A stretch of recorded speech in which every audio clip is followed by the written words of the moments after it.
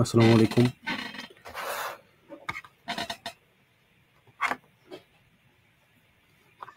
ওয়ালাইকুম সালাম ভাইয়া, কেমন আছেন? ওয়ালাইকুম আসসালাম।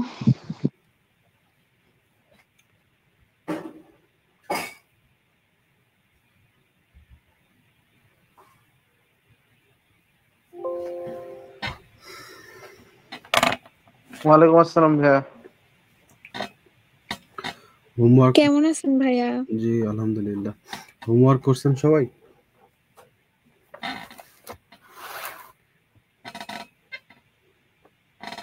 জি ভাইয়া করছিলাম। হ্যাঁ ভাইয়া।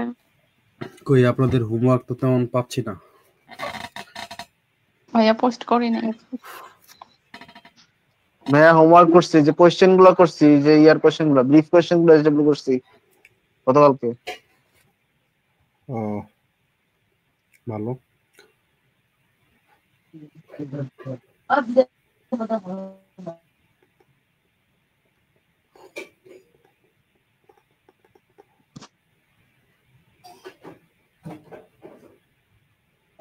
মিট করবো ভাইয়া, কিছু বাকি আছে, ওইগুলা করে একবারই করবো, দুইটা ক্লাস একবার। ওকে, যত তাড়াতাড়ি সম্ভব করে ফেলেন। সামনে আবার ঈদ আছে, হ্যাঁ সেখানে সময় যাবে, তো সামলানো মুশকিল হয়ে যাবে। চলুন শুরু করি। আমরা গতদিনে অনেকগুলো প্রশ্নই পড়েছিলাম, কিছু প্রশ্ন দেখেছিলাম। আজকে একটা গুরুত্বপূর্ণ কোশ্চেন, সেটা হচ্ছে what is assimilation? Describe different aspects of assimilation. Assimilation কি? এটা খুব সম্ভবত আপনারা শর্ট কোশ্চেনে পড়াইছিলাম, এবং যারা মান্থলি পেইড ব্যাচে ক্লাস করেছিলেন তাদেরকে বোর্ডে এটা অনেক ডিটেইলে আলোচনাও করে দিয়েছিলাম। তো অ্যাসিমিলেশন কি? Assimilation in linguistics refer to the process where sounds in speech become more similar to neighbouring sound due to the influence of adjacent sound or phonetic context. মনোযোগ দেন। বাংলায় ধ্বনি বিপর্যয় নিশ্চয়ই আপনারা পড়েছেন। এখন ধ্বনি বিপর্যয় হয় কেন? ধ্বনির পরিবর্তন হয় কেন? ধ্বনির পরিবর্তন পড়েছেন। তো ধ্বনির পরিবর্তন হওয়ার পেছনে অনেকগুলো কারণ আছে। তার মধ্যে একটা গুরুত্বপূর্ণ কারণ হলো উচ্চারণের সুবিধা হওয়া, মানে উচ্চারণ করতে সহজ যাতে হয় এবং ফ্লুয়েন্সি যাতে আসে, মানে দ্রুত উচ্চারণ করা যায়। তো ধ্বনির পরিবর্তনের বিশেষ গুরুত্বপূর্ণ একটা কারণ, দুইটা কারণের মধ্যে এই দুইটা বা প্রধান কারণ। ঠিক একইভাবে লিঙ্গুইস্টিক্সে হচ্ছে যে কোনো সাউন্ড যদি কাছের কোনো সাউন্ডের মতো হতে চায়, পরিবর্তন হয়ে একটু অন্যরকম হয়ে গেছে, সেক্ষেত্রে এই পরিবর্তনটাকে বা এই প্রসেসটাকে বা এই পদ্ধতিটাকে বলা হয় অ্যাসিমিলেশন। তাহলে আমাদের একটা সাউন্ড যদি কাছের মানে কাছাকাছি, ওইটা সাউন্ড আরেকটা সাউন্ডের সাথে ধরেন যুক্ত হলো, হ্যাঁ, এই সাউন্ড এই সাউন্ডের সাথে যুক্ত হলো, তো যুক্ত হয়ে কাছাকাছি রকমের একটা সাউন্ড যদি হচ্ছে ক্রিয়েট হয়, এই যে প্রসেসটা বা পদ্ধতিটা, এই পদ্ধতিটাকে বলা হচ্ছে আমাদের assimilation. It's a natural phenomenon that simplifies pronunciation and makes speech production more efficient. ওকে, আমরা এই অ্যাসিমিলেশন বিষয়টা আর একটু ভালোভাবে বোঝার চেষ্টা করি, মনে করে নেওয়ার চেষ্টা করি। দেখেন হ্যান্ড বেক, আমরা যদি এই হ্যান্ড বেক কথাটা খুব ফাস্ট বলতে চাই, সেক্ষেত্রে আমরা কি এটা সহজ করে বলতে পারি হ্যাম্পেক? ঠিক আছে, তাহলে এই দেখেন এখানে আমাদের যে এন আছে, এখানে এই মিউট করব, এন এর উচ্চারণটা অনেকটা এম এর মতো হয়ে যায়। আরে ভাই কে মিউট করেন প্লিজ।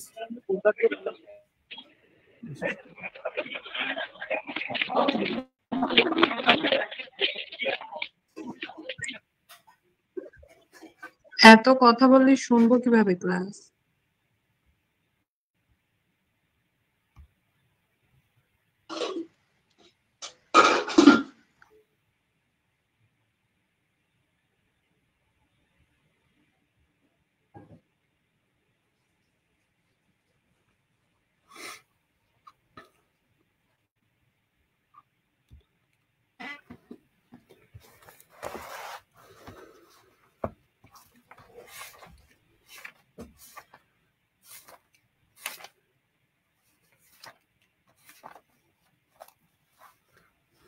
আচ্ছা, তো আমরা যেটা বলতেছিলাম, তো এখানে আমাদের যে এই যে হ্যান্ড বেক, আমরা এটাকে যদি ফাস্ট বলি তাহলে বলতে পারি হ্যান্ড বেক এবং দ্রুত।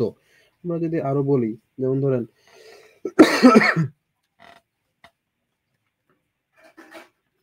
দ্যাট বয়, এটাকে যদি ফাস্ট বলতে যাই সেক্ষেত্রে আমরা কি বলতে পারি?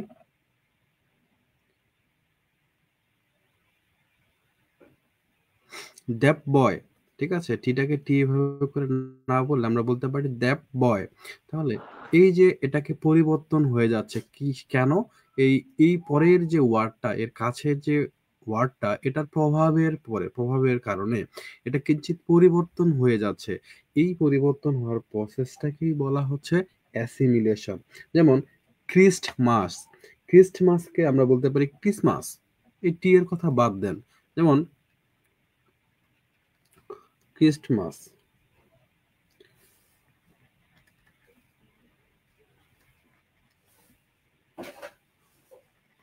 এটা যদি আমরা উচ্চারণ করি, একটু মনোযোগ দিন। খ্রিসমাস। মনোযোগ না, ব্যাপার আছে এখানে। যদি এখান থেকে আমরা টোটালি টিটা বাদ দিয়ে দেই, একটু মনোযোগ দেন, এখানে একটু বোঝার ব্যাপার আছে, একটু মনে করাই দেই, একটু দেখেন। তাহলে আমরা যখন এখান থেকে টি বাদ দিয়ে দিচ্ছি তখন এই প্রসেসটাকে কি বলা হচ্ছে? অ্যাসিমিলেশন। Simulation. এই তো, এই তো ভেজালটা লাগলো, এটাই একটু দেখতে চাচ্ছিলাম। তো ওইটা হচ্ছে ইলিশন। গুড, আমরা এখান থেকে টি সাউন্ডটা তো বাদ দিয়ে দিলাম। তো এই বাদ দিয়ে দেওয়ার প্রসেসটা হচ্ছে আমাদের ইলিশন ছিল। ঠিক আছে, এটা একটু বুঝতে হবে, বিষয়গুলো কিন্তু খুবই সহজ। ইলিশন। তো এখান থেকে টি কে আমরা বাদ দিয়ে দিলাম, তখন হলো ক্রিসমাস। টি আমাদের আর নাই, যখন এই টি নাই তখন এটা হয়ে গেল আমাদের ইলিশন। আচ্ছা, এখন দেখেন, আমরা যদি এরকম বলি,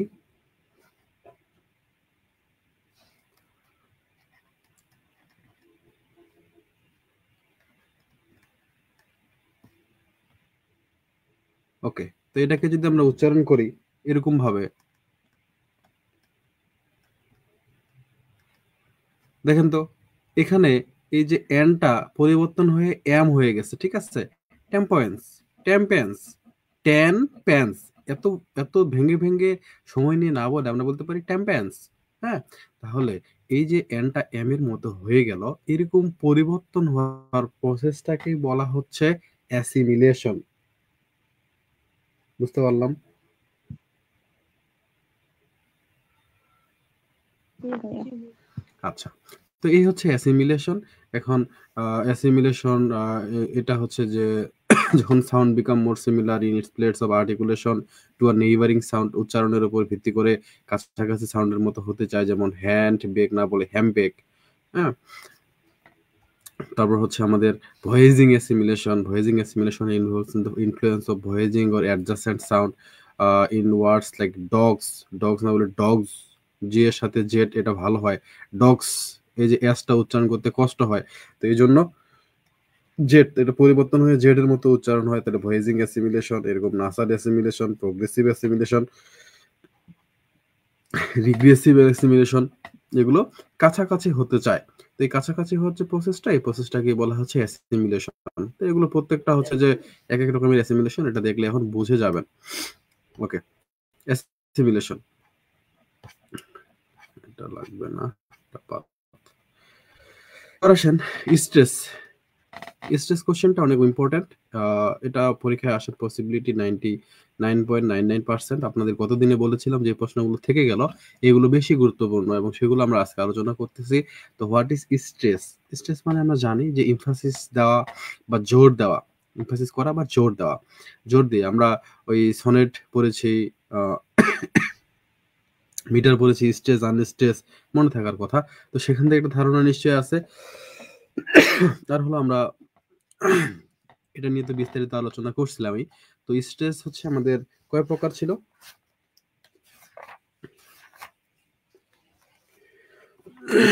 স্ট্রেসকে আমরা যদি ক্লাসিফাই করি তাহলে দুই রকমের আমরা বলতে পারি। একটা হচ্ছে ওয়ার্ড লেভেলের, বা ওয়ার্ড স্ট্রেস, একটা ছিল সেন্টেন্স স্ট্রেস। ঠিক আছে, মানে ওয়ার্ড লেভেলে স্ট্রেস হতে পারে, সেন্টেন্স লেভেলে স্ট্রেস হতে পারে।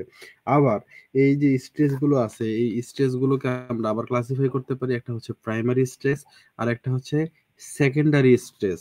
ঠিক আছে, এখন এছাড়াও আরো অনেকভাবে স্ট্রেসের ব্যাপারগুলো থাকে, আপনাদের স্ট্রেসের নিয়মগুলো কিন্তু দেখাইছিলাম। তো দেখেন, যখন দুইটা সিলেবল থাকে, নাউন বা অ্যাডজেক্টিভ অথবা অ্যাডভার্বে, ঠিক আছে, ইন ইংলিশ আর stress on the first syllable, আপনাদের এক্সাম্পল বোর্ডে লিখে দিয়েছিলাম। তো যখন দুই সিলেবল বিশিষ্ট কোনো নাউন অথবা অ্যাডজেক্টিভ অথবা অ্যাডভার্ব, সহজ করে বোঝেন, যখন দুই সিলেবল বিশিষ্ট, সিলেবল তো বুঝি তাই না? হ্যাঁ ভাইয়া। তো সিলেবল, তো এরকম একটা ধরেন যে নাউন, এই নাউনের সিলেবল আছে দুইটা। তো এরকম যদি কোনো একটা ওয়ার্ড হয়, যে ওয়ার্ডে যেটা হচ্ছে একটা নাউন অথবা একটা অ্যাডজেক্টিভ অথবা একটা অ্যাডভার্ব, তো এই নাউন অ্যাডজেক্টিভ অথবা অ্যাডভার্ব যে কোনো একটা হোক, এটা যদি হচ্ছে যে সিলেবল দুইটা থাকে, সেক্ষেত্রে সেক্ষেত্রে আমাদের স্ট্রেসটা হবে প্রথম সিলেবলটাতে। কিরকম? ফর এক্সাম্পল দেখেন, টেবল, টেবলে কি, টেবল, তাহলে এই জায়গায় স্ট্রেসটা চলে আসতেছে, স্ট্রেসটা, হ্যাঁ। তো এই যে এটাকে স্ট্রেসটাকে বলা হচ্ছে প্রাইমারি স্ট্রেস। হ্যাপি, হ্যাপি, তো এখানে দেখেন প্রথমে স্ট্রেস। কুইকলি, কুইক, এই যে কুইক কথাটা বলতেছেন, এখানে জোর দেওয়া হচ্ছে কুইকলি, তো এদিকে আর কথা কোনো জোর দেওয়া নাই। তো সিলেবলটাতে প্রথম সিলেবলটাতে স্ট্রেস হচ্ছে। তো এই স্ট্রেসটাকে ইনিশিয়াল স্ট্রেস বলা যেতে পারে। তো এটা কখন হয়? যখন কোনো একটা আহ দুই সিলেবল বিশিষ্ট নাউন অথবা অ্যাডজেক্টিভ অথবা অ্যাডভার্ব হচ্ছে যে হয়, সেক্ষেত্রে তখন প্রথম সিলেবলটা হয় আমাদের প্রাইমারি প্রাইমারি স্ট্রেস, সেটাতে প্রাইমারি স্ট্রেস দেওয়া হয়। এরপর আসেন দ্বিতীয়তে বা শেষে স্ট্রেস কখন হয়? যখন একটা ভার্ব,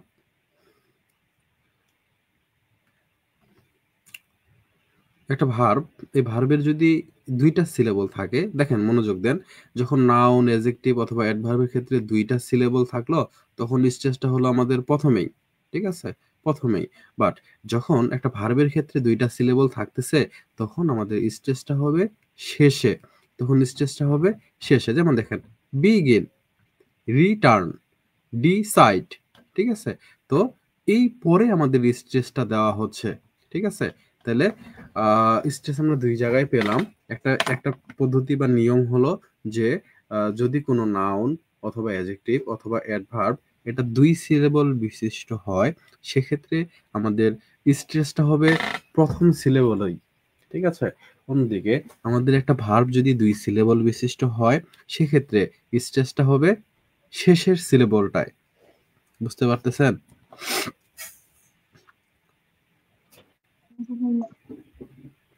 জি ভাইয়া। আচ্ছা, এখন যদি এরকম হয় যে নাউনের সাথে আরো একটা নাউন যুক্ত হয়েছে, যখন একসাথে দুইটা নাউন যুক্ত হয়, তখন সেই নাউনকে বলা হয় কম্পাউন্ড নাউন, তাই না?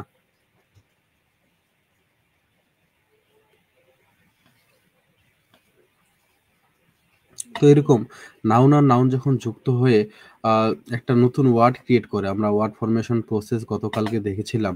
তো এরকম যখন হয়, দুইটা নাউন একত্রিত হয়ে একটা নাউন গঠিত করতেছে, সেক্ষেত্রে আমাদের স্ট্রেসটা হয় প্রথমেই, মনে রাখতে হবে।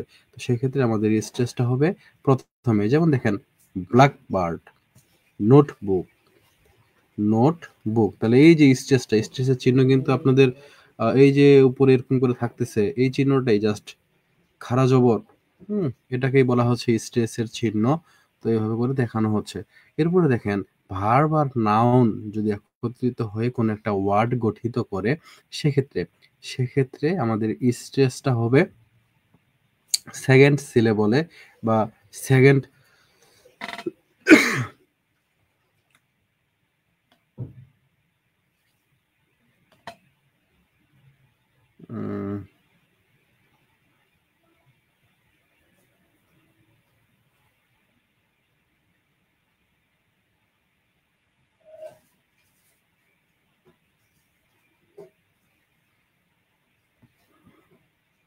আচ্ছা, এটাতে একটু ভেজাল আছে, এটা আপাতত একটু সমস্যা হয়েছে।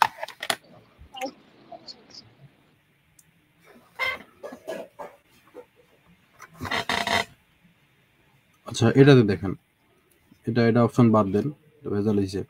প্রিফিক্স, প্রিফিক্সে কি বলছে দেখেন, stress placement with prefix varies. এটা প্রিফিক্সের উপর ডিপেন্ড করে, ভ্যারি করে। যেমন আমাদের রি যদি যুক্ত করা হয় আরি, তো এই স্ট্রেসটা আমাদের সেকেন্ড সিলেবলে হয়, যেমন রিটার্ন। ডিস যদি হয় হচ্ছে যে সেক্ষেত্রে এটা হচ্ছে যে সেকেন্ডটাতে হয় ডিসকানেক্ট। ঠিক আছে, তাহলে এভাবে করে আমাদের স্ট্রেস আনস্ট্রেসের বিষয়টা কাজ, স্ট্রেসের ব্যাপারটা কাজ করে। এখন আসুন সাফিক্সের ক্ষেত্রে। সাফিক্সের ক্ষেত্রে হচ্ছে কিভাবে কাজ করে, যেমন দেখেন যেখানে আইটিওয়াই সিনসিয়ারিটি শেষে যুক্ত হচ্ছে, যেমন ইকোনমি, তাহলে দ্বিতীয় সিলেবলটাতে আমাদের যুক্ত হচ্ছে। ঠিক আছে, তো এই হচ্ছে স্ট্রেসের ব্যবহার। এভাবে করে আমরা যদি সেন্টেন্স লেভেলে দেখি, সেন্টেন্সে কিন্তু এরকম স্ট্রেস দেওয়ার ব্যাপার থাকতে পারে। সেন্টেন্সে এখন কিভাবে, আমরা যদি একটা এক্সাম্পল নেই, মনোযোগ দেন, সেন্টেন্স লেভেলেও কিন্তু স্ট্রেস ব্যবহার হতে পারে। কিরকম ভাবে জাস্ট লাইক আমরা যদি একটা এক্সাম্পল নেই, মনোযোগ দেন।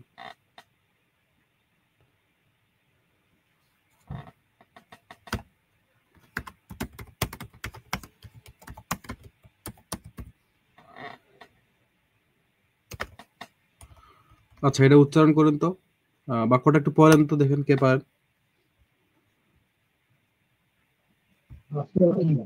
What are you doing? আচ্ছা, ডুইং এ তাহলে আমরা একটা স্ট্রেস দিচ্ছি, তাই না? জি ভাইয়া। ওকে, তাহলে দেখেন এটা হলো সেন্টেন্স লেভেলের স্ট্রেস। সেন্টেন্সেও এভাবে করে স্ট্রেস দেওয়া থাকে। তো এভাবে করে আমাদের স্ট্রেস কাজ করে।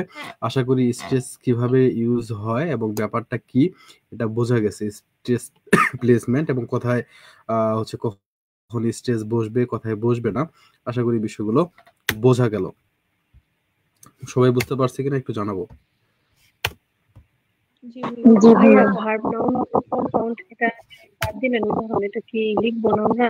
ওটা বাদ দেন, এমনি অনেকগুলো নিয়ম আছে, বইয়েতে এতগুলোও নাই। হ্যাঁ, ওটা একটু গোলমাল যেহেতু হচ্ছে, ওটা বাদ দিয়ে দেন।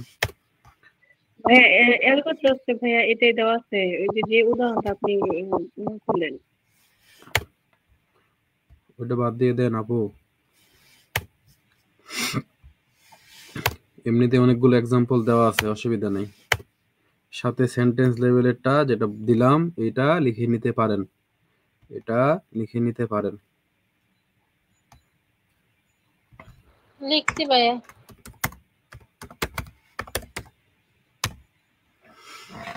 ওকে, তো এই গেল ওয়ার্ড ফরমেশন প্রসেস। আমরা গত দিনেই আলোচনা করেছি, আশা করি এটা ভালোভাবে বোঝা গেছে এবং আশা করি এটা ভালোভাবে মনে রাখবেন, কেননা এখান থেকে পরীক্ষায় প্রশ্ন আসার পসিবিলিটি অনেক অনেক অনেক বেশি, যেটা গতকালকে বলতেছিলাম। এর পরের প্রশ্নে আমরা চলে যাই।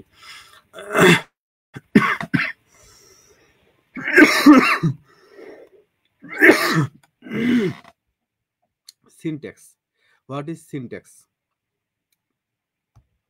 Syntax is a core area of linguistics that focuses on how words are arranged to form phrases and sentences. তো সিনট্যাক্স কি নিয়ে আলোচনা করে? সিনট্যাক্স বেসিক্যালি বাক্য নিয়ে আলোচনা করে। বাক্যের যে গঠন, অর্থ বা ফ্রেজ বা বাক্যের মধ্যে যা কিছু আছে, একটা বাক্যকে বিশ্লেষণ করার জন্য যা কিছু দরকার, সকল কিছু নিয়ে যেই শাখায় লিঙ্গুইস্টিক্সের যেই শাখায় আলোচনা করা হয়, সেই শাখাকে বলা হয় লিঙ্গুইস্টিক্স। ঠিক আছে, সরি, সিনট্যাক্স। হ্যাঁ, তো এখানে কিছু সিনট্যাকটিক প্রসেস আছে, দ্যাট মিনস সিমান্টিক্সের কিছু প্রসেস, আসলে এই প্রসেসগুলোকে বিস্তারিতভাবে আলোচনা করতে বলা হয়েছে। তো এখন এই যে প্রসেসগুলো, এগুলো কি? একটা হচ্ছে ডিসকন্টিনিউয়াস কনস্টিটিউয়েন্ট, মনোযোগ দিন একটু, ডিসকন্টিনিউয়াস কনস্টিটিউয়েন্টস। তো ডিসকন্টিনিউয়াস কনস্টিটিউয়েন্টস বিষয়টা কি? এটা হলো, আমরা একটু মনোযোগ দিই, বিষয়গুলো বুঝে নিলে খুব সহজে লিখতে পারবে। আমরা বিস্তারিত আলোচনায় ঢুকে যাচ্ছি এখন, যদি এগুলো আগে পড়ানো হয়েছে, তারপর আমরা ভালোভাবে বুঝে নিই। This process occurs when two parts of a sentence that belong together are separated by other words. That means in a sentence, two parts or two word, they are separated by other words. Okay, like for example, in the sentence he pulled the thief down. Give attention. The phrasal verb pulled down is splitted by the phrase the thief.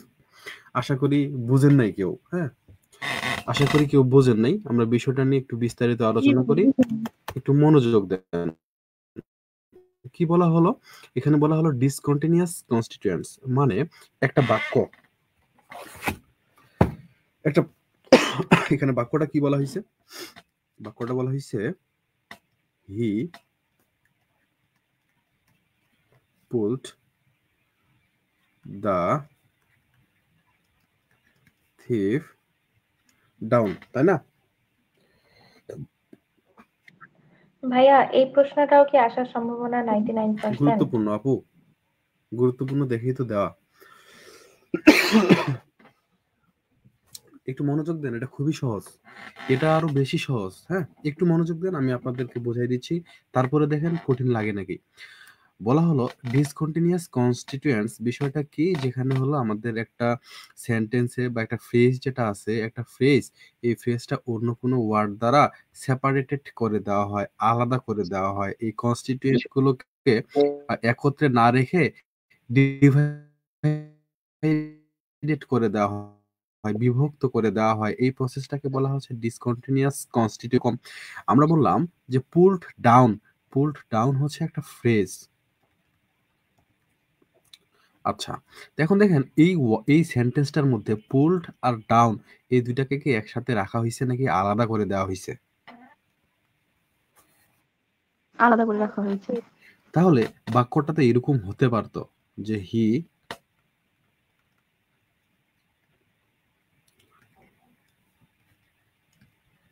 তাই না? কথা বলেন। জি ভাইয়া। জি ভাইয়া, এখানে বুঝতে pulled পারছি। Down the thief না বলে এই থিফটা মাঝখানে এসে ঢুকে গেল আর ডাউনটাকে শেষে নিয়ে যাওয়া হলো। ঠিক আছে, তো এইভাবে একটা ফ্রেজকে একত্রিত না রেখে আলাদা করে দেওয়া বা কন্টিনিউয়াসকে আলাদা করে ফেলার যে প্রসেসটা, এই প্রসেসটাকে বলা হচ্ছে ডিসকন্টিনিউয়াস কনস্টিটিউয়েন্টস। তো আশা করি বোঝা গেছে, এখানে সেই কথাটাই বলা হয়েছে। আর এই এক্সাম্পলটা যদি দিয়ে দিতে পারেন এনাফ, আর কোনো কিছু লাগে না। ঠিক আছে, এতটুকু দিলেই এনাফ। এরপরে আসেন আরো সহজ যেটা, সেটা হলো রিকারশন। এখন রিকারশন মানে কি? রিকারশন মানে হচ্ছে পুনরাবৃত্তি।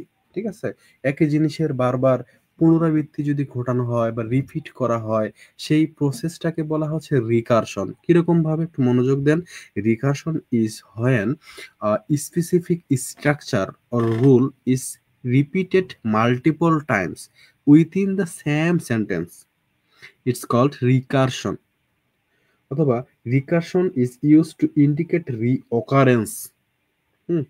তাহলে একই স্ট্রাকচার বা একই রুল অ্যাপ্লাই করে বারবার রিপিট করে যদি সেন্টেন্স মেক করতে থাকা হয় মাল্টিপল টাইমসে, তাহলে সেই প্রসেসটাকে বলা হয় রিকারশন।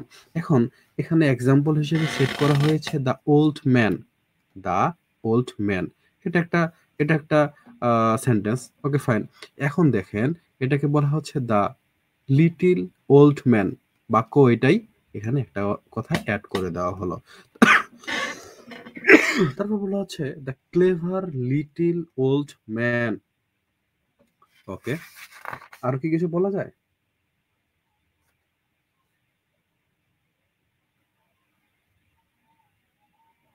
আর কি কিছু? The clever little poor old boy good. man. আবার আমরা আরো very clever. The very clever বলা পসিবল। ঠিক আছে, তাহলে দেখেন এই যে একটা একটা স্ট্রাকচার বা নিয়মকে ফলো করে বারবার রিপিট করা হচ্ছে বা মাল্টিপল টাইমস রিপিট করে একটা সেন্টেন্স হচ্ছে, সেন্টেন্স থেকে আরো অনেকগুলো সেন্টেন্স ক্রিয়েট করা হচ্ছে, এই প্রসেসটাকে বলা হচ্ছে রিকারশন। আমি কি বোঝাতে পারলাম? জি ভাইয়া। খুব কঠিন কি লাগতেছে এই বিষয়টা?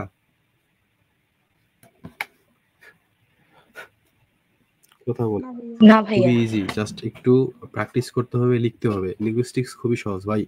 কনজয়েনিং, দেখেন কনজয়েনিং, কনজয়েনিং কি? কনজয়েনিং হচ্ছে কনজাংশন টাইপের যে ওয়ার্ডগুলো আছে, বেসিক্যালি অ্যান্ড, বাট, অর, হ্যাঁ, এই ওয়ার্ডগুলো ইউজ করে দুইটা সেন্টেন্সকে একসাথে জয়েন করে ফেলা। কিরকম? কনজয়েনিং happens when similar elements in two sentences are joined using words like and or but, হ্যাঁ, তখন সেই প্রসেসটাকে বলা হচ্ছে conjoining. For example, the scenes of the movie was in Dhaka city and the scene of the play was in Dhaka city can be combined. The scene of the movie and the play was in Dhaka city. That means দুইটা জিনিস একত্রিত করে দেওয়া, এটাও Dhaka city, এটাও Dhaka city. তো Dhaka city দুই জায়গায় কমন আছে, তাহলে এটাকে কমন নিয়ে নিলাম বীজগণিতের অঙ্কের মতো। বাকি পুরো বাক্যটাকে একত্রিত হবে, একটা বাক্যে দুইটাকে নিয়ে এসে আমরা প্রেজেন্ট করলাম। যেমন রহিম ইজ ব্রিলিয়ান্ট, ভাই করিম ইজ ব্রিলিয়ান্ট। তাহলে আমরা এভাবে করে বলতে পারি না যে রহিম এন্ড করিম আর ব্রিলিয়ান্ট। তো এই যে দুইটাকে একত্রিত করে, যুক্ত করে যে একটা নতুন সেন্টেন্স ক্রিয়েট করা বা মেক করার যে প্রসেসটা, এটাকে বলা হচ্ছে কনজয়েনিং। তো কনজয়েনিং এ অবশ্যই এই ওয়ার্ডগুলো ব্যবহার করা হয়, অ্যান্ড, অর, বাট, ঠিক আছে, এই টাইপের ওয়ার্ডগুলো ব্যবহার করা হয়। এরপরে আসেন এমবেডিং। Embedding কি? Embedding involves placing a smaller clause inside a main clause, মানে একটা বড় বাক্য থেকে ছোট একটা বাক্যে পরিণত করে ফেলা, একটা ক্লোজকে দেখা গেছে ছোট করে ফেলা।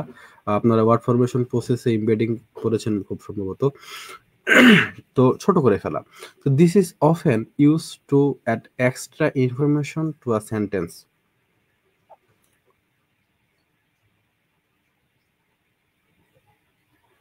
For example, the boy who spoke to you is my brother. এখানে দেখেন যে এই হু স্পোক টু ইউ, ঠিক আছে, এটা যুক্ত করা হয়েছে clause that provides more detail about the subject the boy. The main sentence is the boy is my brother. আচ্ছা, তো এই যে এই ছোট্ট একটা বাক্যকে এই যে এই কথাটা যোগ করে দেওয়া হলো, এই প্রসেসটাকে বলা হচ্ছে কি? ইমবেডিং, ঠিক আছে, যেটা আরো কথাটাকে জোর দিচ্ছে এবং গুরুত্বের সাথে বোঝাতে চেষ্টা করতেছে, বিস্তারিত ডিটেল এখানে অ্যাড করতেছে। তো এই এই যে প্রসেসটা, এই প্রসেসটাকে বলা হচ্ছে এমবেডিং। তাহলে একটা ক্লোজের হচ্ছে এখানে অ্যাড করে দেওয়া। ওকে, তো এই হলো আমাদের সিনট্যাকটিক প্রসেস। এটা কি বুঝতে পারছি?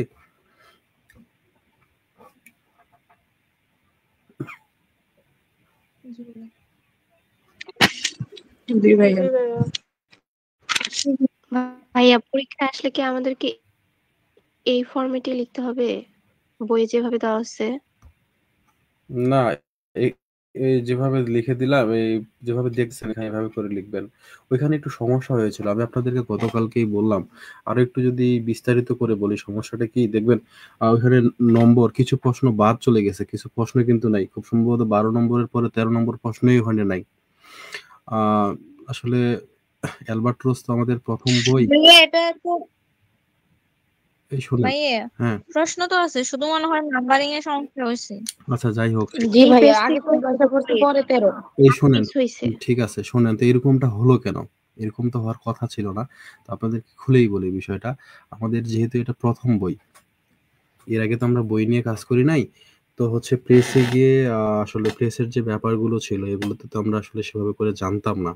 তো এখানে গিয়ে আপনাদের এই বইটার মধ্যে কিন্তু অনেক বাংলা বিষয় ছিল, মানে বাংলা সামারিও অ্যাড করা ছিল।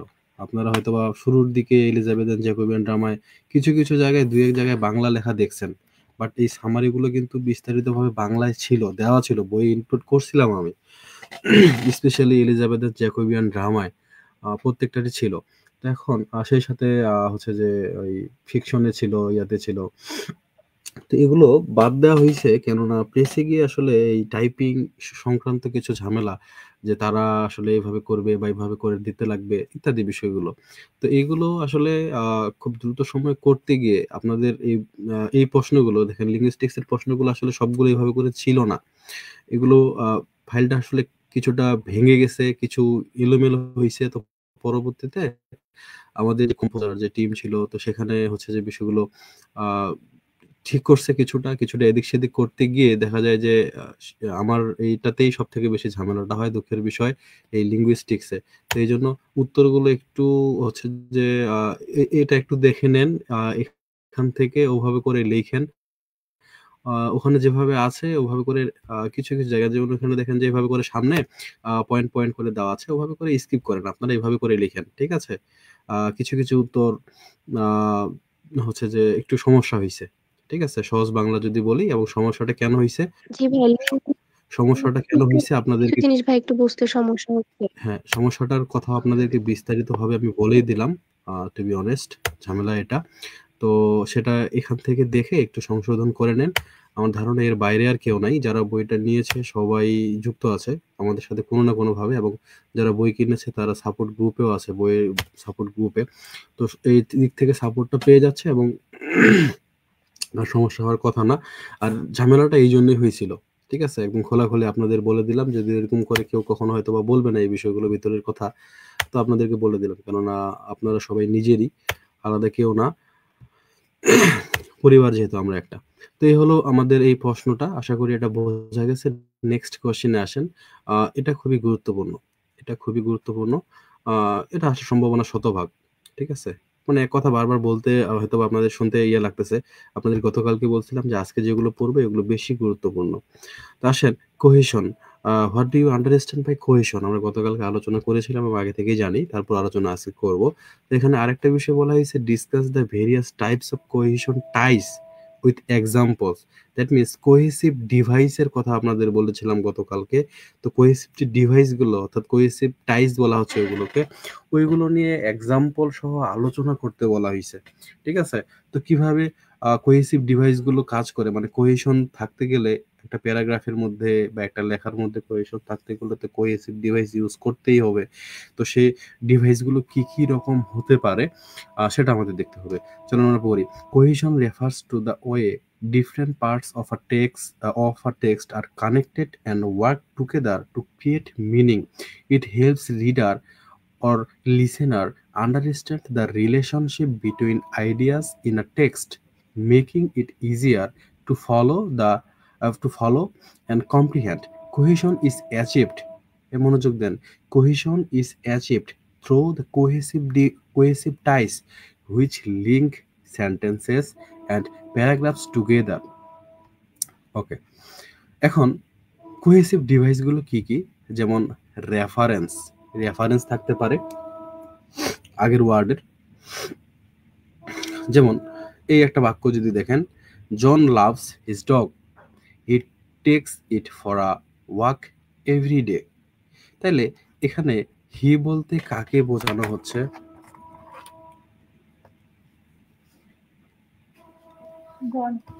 জনকে ইট বলতে কাকে বোঝানো হচ্ছে? ভাইয়া Dog. জন। ডগ ইট বলতে ডগকে বোঝানো হচ্ছে। তাহলে এই যে দুইটা হচ্ছে যে এই দুইটা প্রনাউন বেসিক্যালি আগের বাক্যটা থেকে রেফারেন্স নিতে হচ্ছে। ঠিক আছে? তো এটাকে বলা হয় অ্যানাফোরিক রেফারেন্স। আ আ তো রেফারেন্স গুরুত্বপূর্ণ। এরপরে ক্যাটাফোরিক রেফারেন্স হতে পারে। এটা কিরকম? যদি সব বই এত ডিটেইলে এক্সপ্লেইন করা নাই, কিন্তু এগুলো কাজের। ক্যাটাফোরিক রেফারেন্স কি? Reference forward to something that is mentioned letter. That means আগে বলা হইছে, ধরেন যে প্রনাউনটা আগে ব্যবহার করা হইছে বাট জিনিসটার রেফারেন্সটা আমরা পরে পাচ্ছি। যেমন দেখেন, when he arrived John was tired। তাইলে এই যে জন, তাহলে আগে ব্যবহার করা হলো, হচ্ছে যে পরে সেটা মেনশন করা হয়েছে যে কার কাছ থেকে রেফারেন্সটা নেওয়া হলো। ঠিক আছে? কাকে রেফার করতেছে এটা পরে মেনশন করা হলো। ওকে, এরপর আসেন সাবস্টিটিউশন। সাবস্টিটিউশন কি? Substitution replaces a word or phrase with another word to avoid repetition. মানে একই কথা বারবার যাতে না হয়, একই ওয়ার্ড যাতে বারবার ইউজ করা না হয়, এই জন্য হচ্ছে যে আমাদের সাবস্টিটিউশন ইউজ করা হয়। তো এগুলো অনেক রকম হতে পারে, যেমন nominal substitution, I need a pen, do you have one? এখানে ওয়ান দ্বারা কি বোঝাচ্ছে? পেনকে বোঝাচ্ছে। A pen. তাহলে এখন বলতে পারেন আপনি, I need a pen, do you have a pen? হ্যাঁ, আমার একটা কলম দরকার, তোমার কি একটা কলম আছে? থাকলে আমাকে তুমি দিতা, বিষয়টা এরকম। তো ডু ইউ হ্যাভ ওয়ান, তোমার কি আছে? এটা বোঝাচ্ছে। তাহলে এই রিপিটেশন দূর করার জন্য সাবস্টিটিউশন ইউজ করা হয়, ঠিক আছে? সাবস্টিটিউশন যেটা হলো একটা কোহেসিভ টাইস, আমরা কোহেসিভ টাইস পড়তেছি, মানে কোহেসিভ ডিভাইস। এটা হতে পারে ভার্বাল সাবস্টিটিউশন। কিরকম? she said she would go and she did, সে বলেছে সে যাবে এবং সে করবে। ঠিক আছে? তাহলে এই যে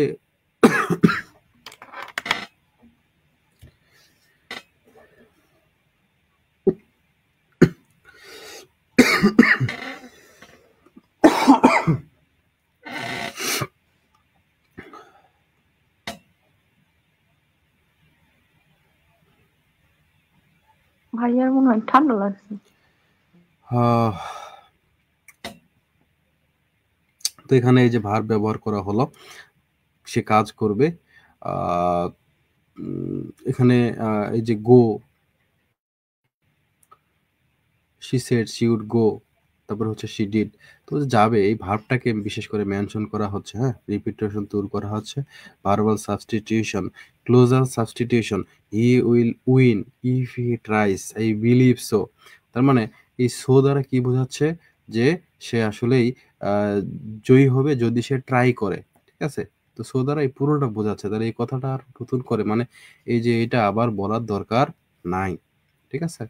এভাবে করে এক্সাম্পল দিয়ে যদি ভাই এতটুকু এক্সপ্লেন করে দিতে পারেন, এনাফ। এবং অনেক বইয়ে গতানুগতিক আমাদের যে বইগুলো আছে সবগুলোতে কিন্তু এত ডিটেল বা এত স্পেসিফিক ভাবে বলা নাই, ঠিক আছে? সবগুলোতে নাই। এবং এগুলো হচ্ছে সাইড নোটও দিয়ে দেওয়া আছে, দেখেন, যাতে করে আপনাদের জন্য খুব সহজ হয় বোঝা এবং পরীক্ষায় লিখা। আপনার জন্য যদি বুঝতে সহজ হয়, আপনি যদি টিচারের জন্য এটা লিখে দেন পরীক্ষার খাতায়, তো তিনি খুব প্লেসড হবেন, খুব খুশি হবেন যে বাহ, একদম এই ছেলেটা বা এই মেয়েটা খুব ভালো জানে। আর সে সুন্দরভাবে এক্সাম্পল তো দিয়েছেই, পাশাপাশি এক্সপ্লেনও করে দিয়েছে কিভাবে এটা হলো। দ্যাট মিনস আপনি খুব ভালো জানেন এবং অবশ্যই তিনি আপনাকে খুব ভালো নম্বর এখানে দিবেন, ঠিক আছে? ইলিপসিস, ইলিপসিস কি? ইলিপসিস omit parts of a sentence because the meaning is clear from the context.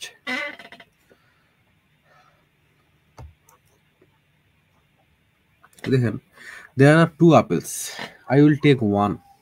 দুইটা আপেল আছে, আমি একটা নেব। তাহলে একটা কি নিব? একটা আপেল নিব।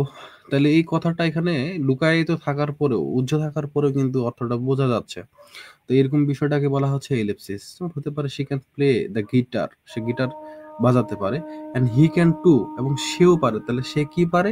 সেও হচ্ছে গিটার বাজাতে পারে। তাহলে পরের কথাটুকু বলা নাই, বাট সেটা বোঝা যাচ্ছে, ঠিক আছে? কনজাংশন ব্যবহার করা যেতে পারে কোহেসিভ টাইস হিসেবে, যেটা তো আমরা আগে থেকেই জানি, গতকালকেও বলতেছিলাম কোহেশন অ্যান্ড কোহেরেন্স পড়ানোর সময় কনজাংশন ব্যবহার করা যেতে পারে। Lexical cohesion, lexical cohesion involves using related word to link part of a text together. যেমন repetition, the cat sat on the mat, the cat was very very happy. The synonym ব্যবহার করা যাতে he was happy, he was delighted. Antonym ব্যবহার করা যেতে পারে it was hot in the day and cold at night. তো এরকম basically এই যতগুলো এখানে দেওয়া আছে, আমি শতভাগ বলতে পারি, খুব দায়িত্ব নিয়ে গ্যারেন্টি নিয়ে বলতে পারি, যদি কেউ এগুলো সুন্দর করে এভাবে করে লিখতে পারেন, তাহলে নম্বর নিয়ে আপনার চিন্তা করার কোনো দরকারই নাই, ঠিক আছে? অনেকগুলো এক্সপ্লেন করে দেওয়া হয়েছে, কথা বলা হয়েছে কম, কাজ করা হয়েছে বেশি। মানে এক্সাম্পলের সাথে সাথে আমাদের এক্সাম্পলের সাথে সাথে বিষয়টাকে এক্সপ্লেন করে দেওয়া হয়েছে, এতটুকুই দরকার। লিঙ্গুইস্টিক্সে এটাই হচ্ছে মেইন বিষয়। তো আশা করি বোঝা গেল। এরপরের প্রশ্ন আসেন, what are gauge maxims, discuss floating of maxims. এখন এই প্রশ্নটা দেখে অনেকে ভয় পেয়ে যায় যে ভাই এটা যে কি না কি বলা হয়েছে এই জায়গায়। তো এই ভয়ে পাওয়ার আগে একটু ম্যাক্সিমস বিষয়টাকে এটা ক্লিয়ার হয়ে নেন। ম্যাক্সিমস মানে কি?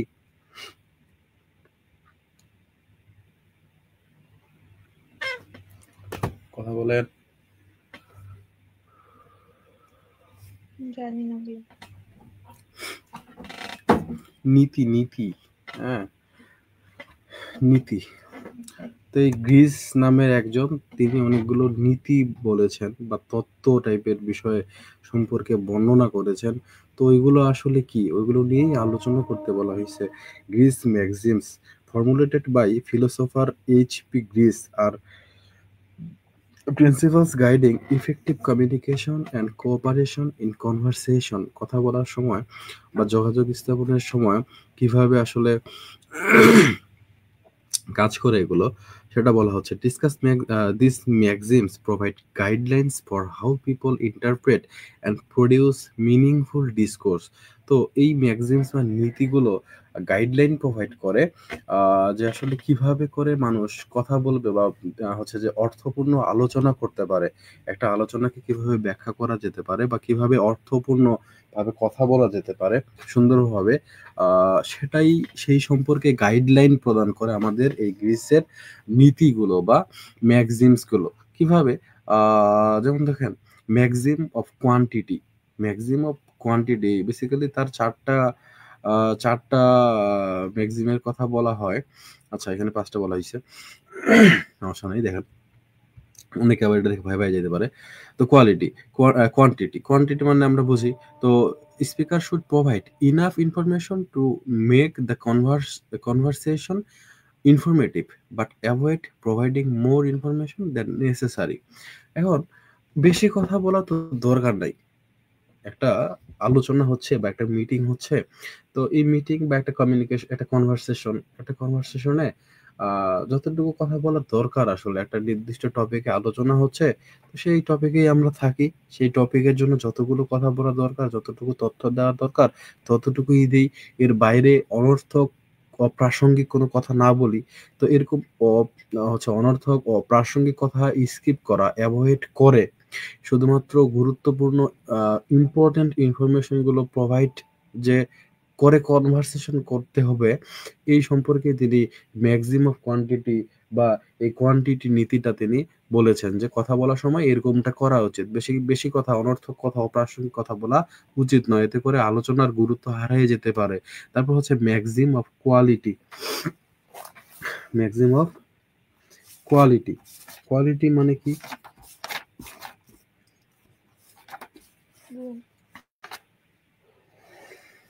গুণ ভাইয়া। গুণ।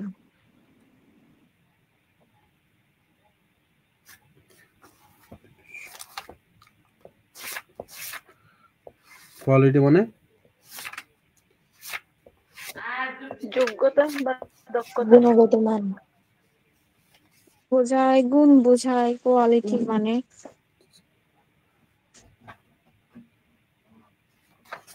মান বোঝায়, মান। Okay, speaker should be গুণ, মান, truthful যোগ্যতা। and provide গুণগত information মান। that is supported by evidence. They should not say things they believe to be false or lack adequate evidence for. মনোযোগ দেন। তার মানে আপনি একটা কথা বলবেন, সেই কথাটা হতে হবে কোয়ালিটিফুল। কোয়ালিটিফুল মানে সেই কথাটা হতে হবে লজিক্যাল, সেই কথাটা হইতে হবে সত্যি, যেটা হইতে হবে আপনার এভিডেন্স আছে, মানে প্রমাণ আছে, মানে সত্যি। এক কথায় এরকম সত্যি কথা বলতে হবে। আপনি ভুলভাল কথা বলবেন, কারো ব্যাপারে মিথ্যা কথা বলবেন, এরকম কথা বলা উচিত না। বা এরকম কথা বললে একটা কনভারসেশন, এটা আসলে যোগ্যতা হারায় বা ভালো কনভারসেশন হতে পারে না। ঠিক আছে? Then next, maxim of relation or relevance. আপনাদের বইয়ে রিলেভেন্স দেওয়া আছে, ম্যাক্সিম রিলেভেন্স অথবা রিলেশন। তো contribution in conversation should be relevant to the ongoing discussion, avoiding irrelevant tangential information. That means একটা একটা আলোচনার মধ্যে প্রাসঙ্গিক বা রিলিভেন্স বা সম্পর্কিত আছে এরকম কথাগুলোই শুধু বলা উচিত, অপ্রাসঙ্গিক কথা বলা উচিত না। ম্যাক্সিম অফ ম্যানার বা ম্যাক্সিম ম্যানার, এটা কি? Speaker should be clear, avoid ambiguity, be brief and maintain an orderly and coherent expression of ideas. তার মানে এখানে যারা কথা বলতেছে, কথা বলার সময় আপনাকে কি করা উচিত? আপনার আসলে সুস্পষ্টভাবে আপনার আপনার যে ভাষ্য, আপনার যে বক্তব্য, এই বক্তব্যটা ফুটায়ে তোলা উচিত। এখানে হচ্ছে যে আপনি হয়তোবা এলোমেলোভাবে কথা বলতেও পারেন, কিন্তু এখানে এলোমেলোভাবে না বলে খুব স্পষ্টভাবে, সংক্ষিপ্তভাবে, সিরিয়ালি কথাগুলো বলা উচিত। তাহলে আপনার এজ আ কি বলবো, যে বক্তা হিসেবে, যদি স্পিকার হিসেবে যদি চিন্তা করেন, সেক্ষেত্রে আপনি ভালো মানের একজন বক্তা হতে পারবেন। আমরা মাঝে মধ্যে টক শো দেখি, তো সবার টক শো বা সবার, মানে সব টক শো বা সবার কথা আমাদের শুনতে কিন্তু ভাল লাগে না। বাট বিশেষ কিছু কিছু ব্যক্তি আছে যাদের কথাগুলো শুনতে আমাদের খুব ভাল লাগে।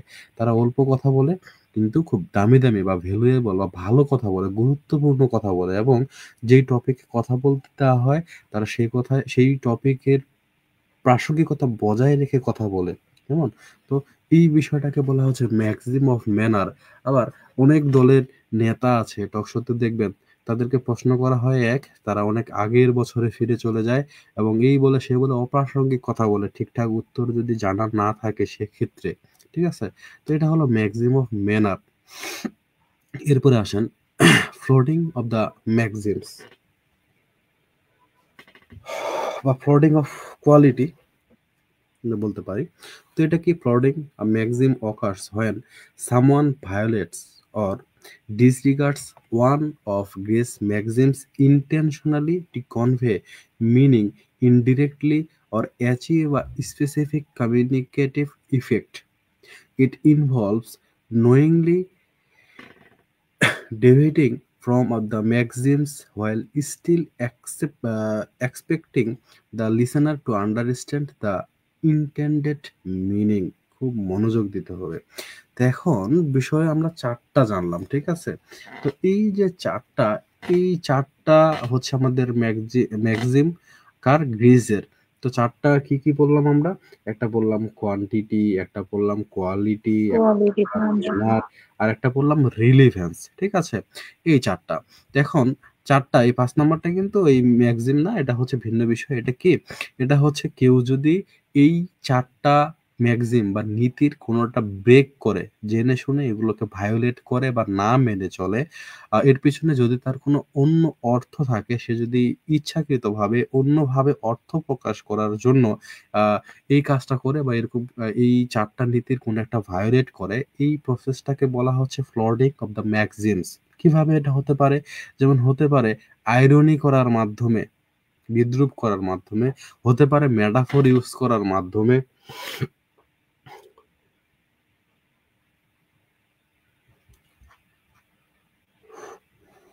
ঠিক আছে? তো এভাবে করে হতে পারে। কিরকম? দেখেন, যদি আইরনি ইউজ করা হয়,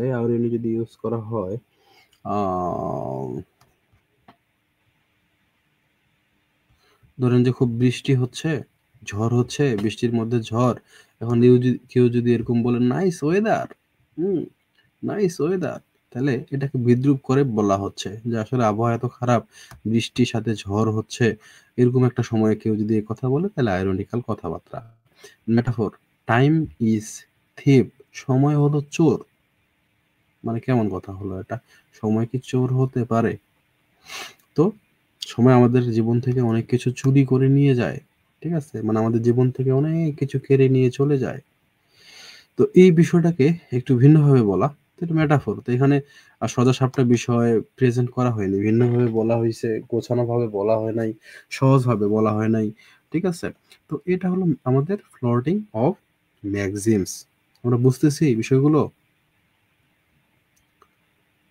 জি ভাইয়া।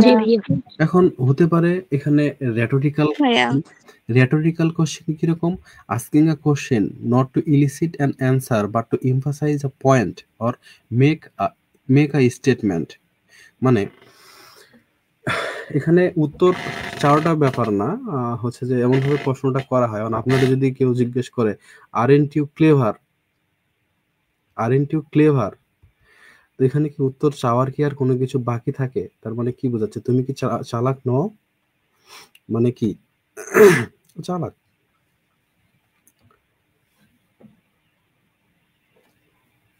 বরং তাকে এখানে জোর দিয়ে কথাটা বলা হচ্ছে। ঠিক আছে? তো একটু অন্যভাবে, ভিন্নভাবে বলার চেষ্টা করা। এই বিষয়গুলোকে বলা হচ্ছে ফ্লোটিং অফ ম্যাক্সিমস। এবং প্রশ্নটা যদি মনে থাকে আপনাদের, দেখবেন ডিসকাস ফ্লোডিং অফ দ্য ম্যাক্সিমস। তো এখন হচ্ছে যে অনেকেই যারা শুধু 4টা ম্যাক্সিমস পড়ছে, তার তো ম্যাক্সিমস 4টাই, এখান থেকে যারা সীমাবদ্ধ থেকে গেছে তাদের জন্য এটা কঠিন হবে। বিষয়টা হলো এই 4টা যেখানে মানা হয় না, অনুসরণ করা হয় না, সেই বিষয়টাকেই বলা হচ্ছে ফ্লোটিং অফ দ্য ম্যাক্সিমস। আমরা কি বিষয়টা ক্লিয়ারলি বুঝতে পারলাম? একটু সবাই জানাই তো। ভাইয়া বুঝতে জি পারলাম। ভাইয়া। ওকে, 13 নম্বর প্রশ্নটা হচ্ছে what is pragmatics and how is pragmatics different from semantics. তো এটা তো খুবই সহজ বিষয়। প্রাগমাটিক্স হচ্ছে আমাদের যে প্রসঙ্গ ভেদে অর্থ আলোচনা করা হয়, সেই আলোচনার বিষয়টাকে হচ্ছে যে আলোচনা করে। অন্যদিকে সিমান্টিক্স হচ্ছে যে আমাদের ডিরেক্ট মিনিং, যেগুলো লেক্সিক্যাল টাইপের বা ডিকশনারি মিনিং এর যে ব্যাপারগুলো, এগুলো নিয়ে আলোচনা করে। তো এই দুইটা যেমন এখানে বলা হয়েছে যে লাইক ডিকশনারি মিনিং, এটা সহজ, এটা আপনারা একবার পড়বেন, এটা নিয়ে অনেকবার বিস্তারিত আলোচনা হয়েছে, এটা তেমন কিছু না। ওটা যদি এমনিতেই বোঝা যায়, ওটা নিয়ে আর আলোচনা করার কোনো কিছু নাই। এরপরে আসেন সিমান্টিক্স। সিমান্টিক্স কি? What is সিমান্টিক্স? সিমান্টিক্স আমরা জানি provide an analysis of major lexical relationships. মনোযোগ দিতে হবে।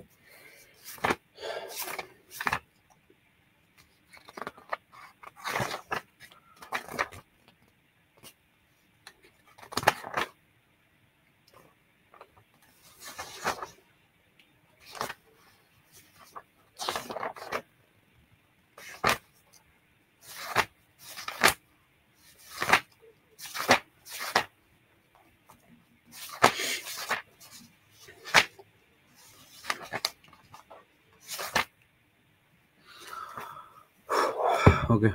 Semantics. Semantics is the branch of linguistics that studies the meaning of words, phrases, sentences, and text. এগুলোর মিনিং বা অর্থ নিয়ে আলোচনা যেখানে করা হয়, সে লিঙ্গুইস্টিক্সের যেই শাখায়, সেটাকেই বলা হচ্ছে semantics. It focuses on understanding how language conveys meaning and how people interpret these meanings in different context. আচ্ছা, এখন এর যে সম্পর্কগুলো আছে, রিলেশনস ইন সিমান্টিক্স, সেগুলো কিরকম? যেমন সিনোনিম ইউজ করা যেতে পারে, ঠিক আছে, অর্থ বোঝাইতে, কোনো একটা বিষয়ে অর্থ বোঝাতে। ধরেন আপনি এই ওয়ার্ডটা ইউজ না করে এর যে সিনোনিম বা সমার্থক শব্দ আছে, সেই সমার্থক শব্দটা ব্যবহার করতে পারেন, ঠিক আছে। তো এই যে সিনোনিম ব্যবহার করার বিষয়টা, এটাকে এটা হচ্ছে one kind of lexical relations in semantics. এই রিলেশনটা সিনোনিম ব্যবহার করে একটার পরিবর্তে আরেকটা যে ব্যবহার করা যাচ্ছে, এই রিলেশনটাকে বলা হচ্ছে লেক্সিক্যাল রিলেশনস, ঠিক আছে। তখন সিনোনিম কি? আমরা সবাই জানি সমার্থক শব্দ। এখন সমার্থক শব্দ কিন্তু অনেক রকমের হতে পারে। আমাদের কি কারো মনে আছে? আলোচনা করে দিয়েছিলাম সমার্থক শব্দ কত রকমের হতে পারে। 3 রকম ভাইয়া। True synonym, close synonym, partial synonym. তার মানে একটা হচ্ছে একদম সরাসরি ওই অর্থটাই প্রকাশ করে, মানে ওইটার ইয়াটা প্রকাশ করবে। আর একটা হচ্ছে যে আংশিক বা পার্শিয়াল, আংশিক অর্থ প্রকাশ করবে।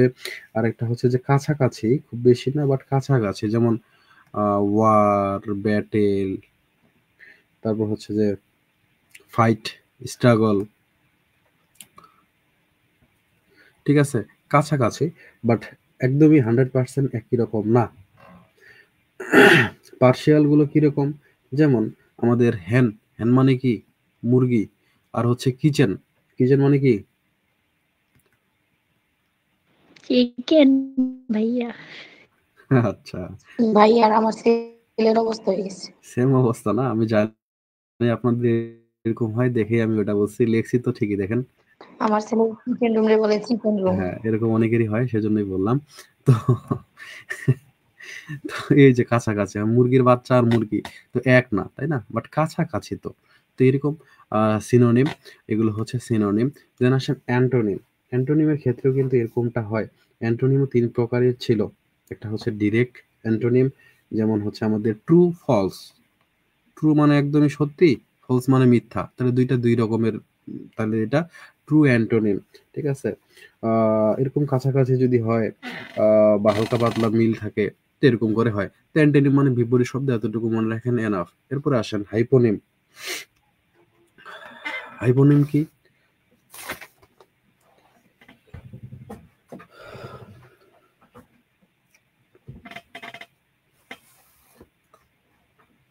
বিপরীত শব্দ।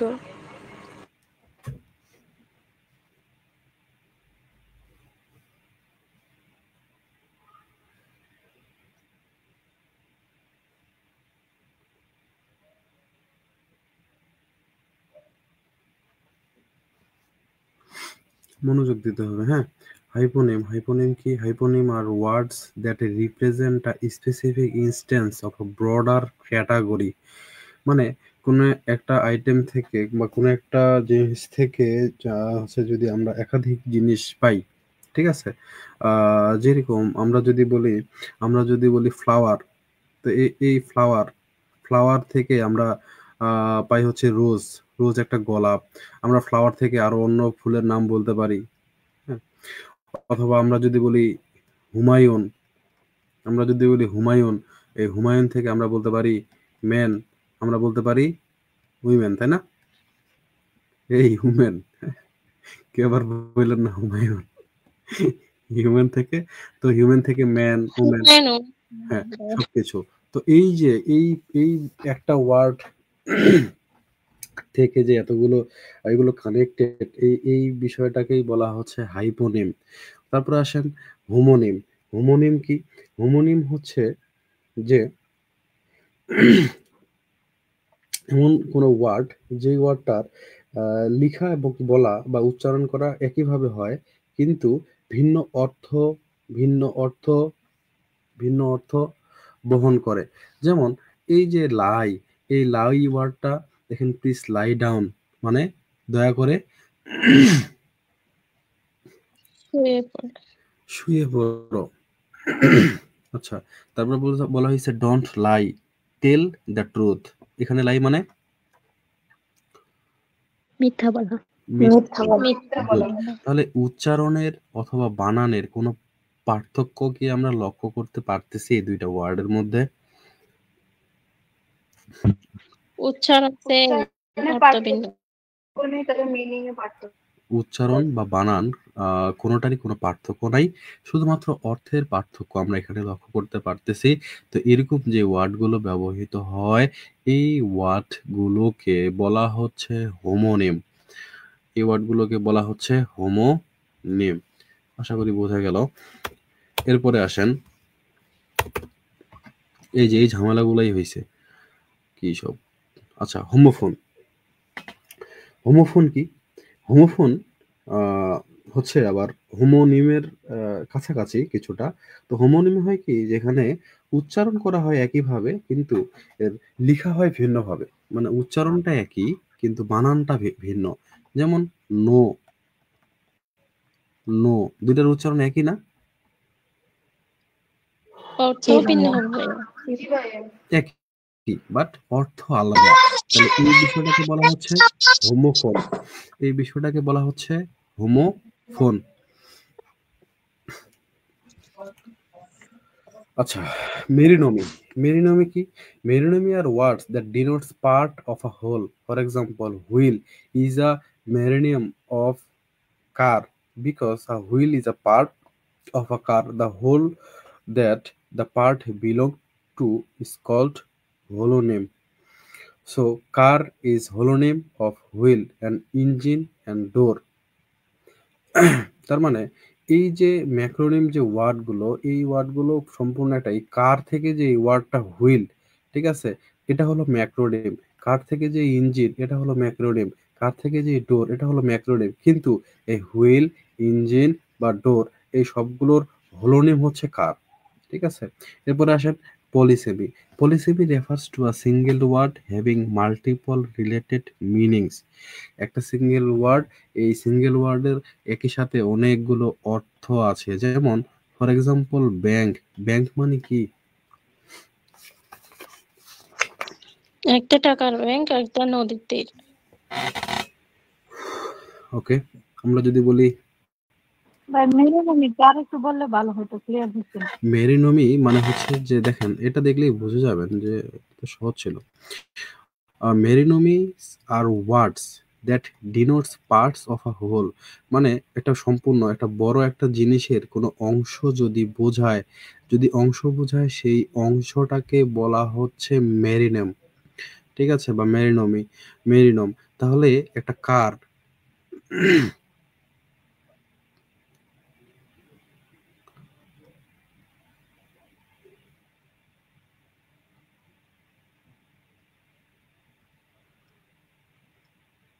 এই হলো একটা কার, হ্যাঁ।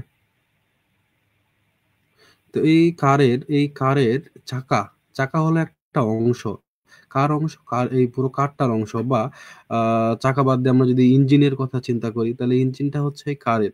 তো এই যে পুরো কারটার চাকা একটা অংশ বা দরজা একটা অংশ, তো শুধুমাত্র দরজার কথা যদি বলা হয় সেক্ষেত্রে কারের মেরোনিম হচ্ছে আমাদের এই দরজা, অথবা আমাদের এই চাকা, অথবা আমাদের এই ইঞ্জিন, ঠিক আছে। কারের চাকার কথা যদি বলা হয় বা মানে এক দরজার একটা অংশ চাকার কথা বা দরজার কথা যদি বলা হয় বা যেকোনো একটা অংশের একটা কথা, পার্ট। একটা পার্টের কথা বলা হয় সেটা হলো মেরোনমি, ঠিক আছে। অন্যদিকে অন্যদিকে এই সকল কিছু কথাকার, এই দরজা, ইঞ্জিন, এই সবকিছুই তো হলো আমাদের কারের, তাই না, মানে পুরো কারটাকে বোঝাচ্ছে। তখন এই কারকে বলা হচ্ছে হোলোনেম। আশা করি বোঝা গেছে। এরপরে আসেন পলিসেমি যেটা বলতেছিলাম, যে একই ওয়ার্ড ভিন্ন ভিন্ন মিনিং। যেমন ব্যাংক মানে কিন্তু টাকার ব্যাংক মানে আবার নদীর কিনারা, ঠিক আছে, ফাইন্যান্সিয়াল ইনস্টিটিউশন অথবা রিভারের নদীর যে ধার সেটাকেও ব্যাংক বলা হয়। আবার দেখুন ফুট, এই ফুটের এক্সাম্পল যদি বলি, the house is at the foot of the mountain, তাহলে এখানে ফুট বলতে কি বোঝাচ্ছে, মাউন্টেনের একদম পাদদেশে বাড়িটা অবস্থিত। অথবা যদি এরকম বলা হয়, on one of his shoes feel too high for his foot, মানে তার পায়ের পাতা। তাহলে একই ওয়ার্ড বাট অর্থ ভিন্ন ভিন্ন, ঠিক আছে। এটা হলো পলিসেমি। তো এই হলো ব্যাপার। আহ তাহলে আমরা কি এটা বুঝলাম যে আমাদের লেক্সিক্যাল যে রিলেশন, জি ভাইয়া। ওকে, এগুলো তো আলোচনা হয়েছে আহ হয়েছে সোসিওলিঙ্গুইস্টিক্স দাগানোই আছে, শুধু এটা বাকি আছে, তাই না, সাফির হোর্ফ হাইপোথিসিস, শুধু এটা বাকি থাকলো, তাই না? জি ভাইয়া।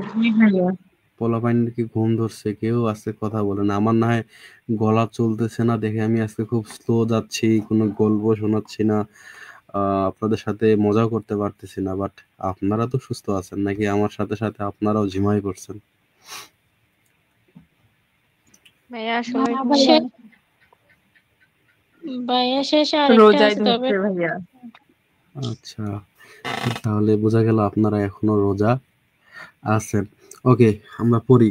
Give a brief account of ভাইয়া সাফির। এটাতে এতগুলো স্টার্ট দিছেন কেন? এটা কি অনেক ইম্পর্টেন্ট? হ্যাঁ, এটা অনেক ইম্পর্টেন্ট। 100 এর উপর important. Give a brief account of Sapir Whorf hypothesis. Hypothesis মানে কি?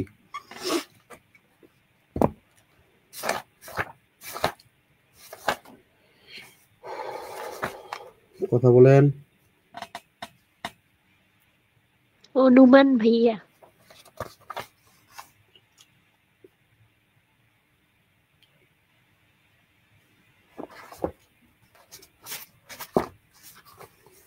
ওকে, কে একজন রিডিং করেন তো শুনি।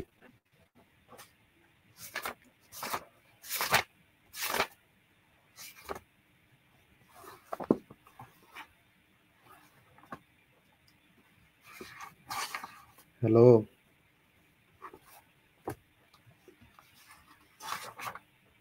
কে বললেন ভাইয়া? রিডিং করেন, রিডিং। সবাই শুনতে পাচ্ছি। সবাই রোজা আছে এখনো। ও পড়তে বলতেছেন? জি জি জি। মানে আমি কথাটা শুনি নাই, কিন্তু তোমরা শুনতেছো, শোনার পরও চুপ করে আছো কেন? হ্যাঁ, এখন তো শুনছেন, পড়েন তো পড়েন। আমার গলা আর সাপোর্ট দিচ্ছে না, এটা প্রশ্ন করে আমরা শেষ করে দেই। The Sapir-Whorf hypothesis, also known as linguistic relativity, is a theory in linguistics that explores the relationship between language and thought. বাংলায় বোঝান ভাইয়া, এই প্রশ্নটা আমি বুঝি না। অনেকবার অনেকগুলা ভিডিও দেখছি, তারপরও মাথায় ঢুকতেছে না। ধ্যাৎ, এই আপনার অপেক্ষায় আছি। ধ্যাৎ। পড়েন আগে পড়েন, পরে Bangla. It was developed by American linguist Edward Sapir and Benjamin Lee Whorf. The hypothesis suggests that the language we speak influences the way we think and perceive the world. আচ্ছা, এতটুকু কি বুঝলেন বলেন? বুঝলাম ওই যে সাপির হাইপোথিসিস হচ্ছে দুইজন ব্যক্তির, মানে সাপির একজন ব্যক্তি আর উলফ হচ্ছেন একজন ব্যক্তি, এই দুইজন মিলে হচ্ছে একটা থিওরি দিয়েছেন যেটা নাম হচ্ছে সাপির হাইপোথিসিস। গুড। আর কিছু বুঝলাম ভাইয়া। আর কি বলা হয়েছে এখানে, যে এখানে বলা হলো যে তারা বলতেছে কি যে লিঙ্গুইস্টিক্স এর যে সম্পর্ক আছে থিওরির, যেখানে ভাষা আর চিন্তা, তাদের এই থিওরিটা বা তাদের এই যে হাইপোথিসিস, এটাতে বলা হচ্ছে যে ভাষা আর চিন্তা এই দুইটা হচ্ছে সম্পর্কযুক্ত।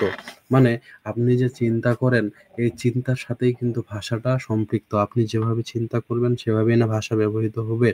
আপনার চিন্তাগুলো যেরকম, দেখেন আমাদের সাথে অনেক বন্ধু বান্ধব মেলামেশা করে, বন্ধু বান্ধবের সাথে আমরা উঠবস করি। কিছু কিছু বন্ধু দেখবেন খুব ভালো ভালো সুন্দর সুন্দর কথা বলে, মোটিভেশনাল টাইপের বা শিক্ষা সম্পর্কিত বা অন্য কোনো ধর্মীয় সংক্রান্ত বা অন্য কিছু। তো সে ওগুলো চিন্তা করে, ওগুলোই সে ভাষায় বলে। অন্যদিকে আবার অনেক বন্ধু বা বান্ধবী আছে যারা হচ্ছে কথায় কথায় মুখের ভাষা খুবই খারাপ, এটা সেটা ওইটা, মানে খারাপ খারাপ কথাগুলো বলে। এটা তাদের অভ্যাস, মানে জাস্ট এরকম হয়ে গেছে। তো তাদের চিন্তাগুলো যেরকম, তাদের ভাষাটাও সেরকম। তো শুধু এই ক্ষেত্রে না, সকল ক্ষেত্রেই আপনি চিন্তা যেভাবে করবেন, ভাষাটা সেভাবেই ডেভেলপ হবে, ভাষাটা সেভাবেই ব্যবহৃত হবে। এই বিষয়টা নিয়েই আমাদের এই হাইপোথিসিসটা, ওভারঅল আলোচনা এটার উপরেই থাকবে বা এটার উপরেই তারা আলোচনা করেছেন, এই হাইপোথিসিসটা প্রদান করেছেন। আর হাইপোথিসিস বিষয়টা কি?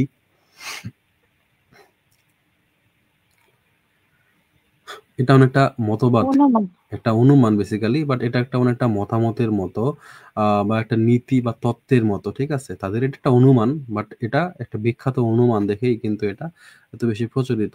তো এখানে হচ্ছে যে সেটাই বলা হয়েছে যে আমরা যেভাবে করে চিন্তা করি, hypothesis suggest that the language we speak influences the way we think and perceive the world.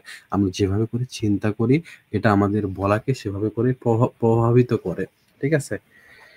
ওকে, কিভাবে করে দেখেন, লিঙ্গুইস্টিক ডিটারমিনিজম। লিঙ্গুইস্টিকের নিয়মতান্ত্রিক ভাবে চলে, কিভাবে চলে পড়েন তো শুনি। This is the stronger form of the hypothesis, suggesting that the language we speak determines how we think and perceive reality. According to this view, people who speak different languages experience and they interpret the world in fundamentally different ways.